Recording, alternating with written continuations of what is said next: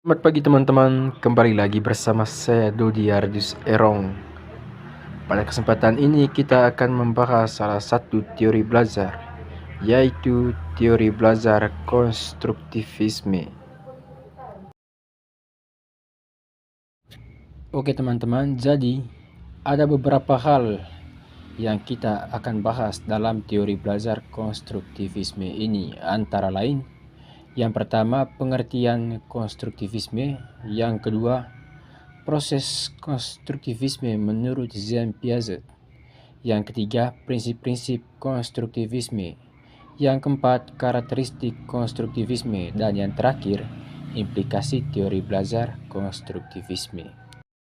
Oke, jadi kita mulai yang pertama, yaitu pengertian konstruktivisme. Jadi konstruktivisme itu berasal dari kata konstruktif dan isme. Konstruktif berarti bersifat membina, memperbaiki atau membangun. Sedangkan isme dalam KBBI yaitu paham atau aliran. Jadi, konstruktivisme itu sebuah teori belajar yang mengedepankan peningkatan perkembangan logika dan konseptual pembelajaran. Oke, yang berikut teman-teman, konstruktivisme menurut Jean Piaget.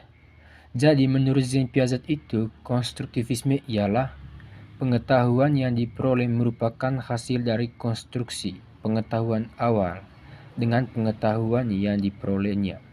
Jadi konstruktivisme menurut Jean Piaget di sini ada korelasi antara pengetahuan awal atau pengetahuan yang ada di dalam diri seseorang terus menyatu dengan pengetahuan yang baru atau pengetahuan yang diperolehnya. Teman-teman, berikutnya proses konstruktivisme menurut Jean Piaget. Jadi menurut dia ada proses dalam teori pembelajaran konstruktivisme. Yang pertama itu skemata. Jadi skemata yang dimaksudkan oleh Jean Piaget di sini ialah sekumpulan konstruksi atau konsep yang memang sudah ada di dalam diri seseorang, atau pengetahuan itu memang sudah ada di dalam diri seseorang. Yang berikut asimilasi.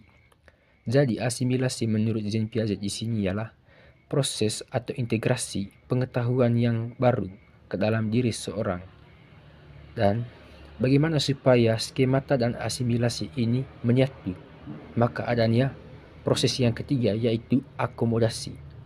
Jadi akomodasi ini memodifikasi ulang skemata dan asimilasi sehingga membentuk suatu konsep ilmiah dalam diri seseorang atau konsep konstruksi baru dalam diri seseorang. Nah, sehingga terjadinya suatu keseimbangan antara skemata dan asimilasi. Jadi teman-teman, supaya kita ketahui bahwa Jean Piaget ini merupakan salah satu tokoh kognitif dan juga tokoh konstruktivisme. Baik teman-teman, berikutnya kita masuk pada prinsip konstruktivisme. Jadi prinsip yang pertama ialah pengetahuan dibangun oleh diri sendiri. Jadi yang dimaksud di sini adalah pelajar atau seorang individu harus memiliki jiwa yang aktif untuk mencari tahu tentang suatu, atau dia harus aktif dalam belajar dan diskusi supaya mendapatkan suatu penalaran yang baru atau konsep ilmiah baru. Yang kedua, individu atau pelajar harus aktif mengkonstruksi. Dan yang ketiga, seorang guru hanyalah menyiapkan sarana dan prasarana pembelajaran. Jadi di sini guru sebagai mediator atau fasilitator untuk para pelajar. Sedangkan bagaimana pelajar membangun atau mengkonstruksi sendiri tentang suatu pembelajaran. Selanjutnya teman-teman, karakteristik teori belajar konstruktivisme. Yang pertama, peserta didik harus dipandang sebagai sesuatu yang aktif, seperti yang sudah dijelaskan sebelumnya bahwa peserta didik itu tidak dipandang sebagai sesuatu yang pasif, melainkan dia aktif untuk belajar, berdiskusi supaya mendapatkan penalaran baru atau konsep ilmiah yang baru. Yang kedua, belajar dipertimbangkan seoptimal mungkin. Kita harus belajar seoptimal mungkin ya teman-teman. Yang ketiga, pembelajaran bukanlah transmisi pengetahuan. Yang keempat, kurikulum bukanlah seperangkat pembelajaran, melainkan seperangkat materi dan juga sumber. Teman-teman ya, sekarang kita masuk pada pembahasan yang terakhir, yaitu implikasi teori belajar konstruktivisme. Jadi adapun beberapa implikasi teori belajar konstruktivisme. Yang pertama, tujuan dari belajar konstruktivisme ini ialah menghasilkan individu yang memiliki kemampuan berpikir untuk menyelesaikan setiap persoalan.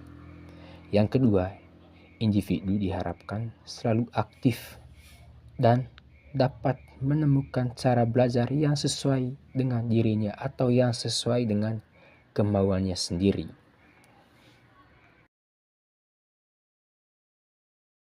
Jadi teman-teman, poin yang paling penting dari teori belajar konstruktivisme ini ialah knowledge is construct, no transfer. Artinya bahwa pengetahuan itu dikonstruksi, bukan ditransfer.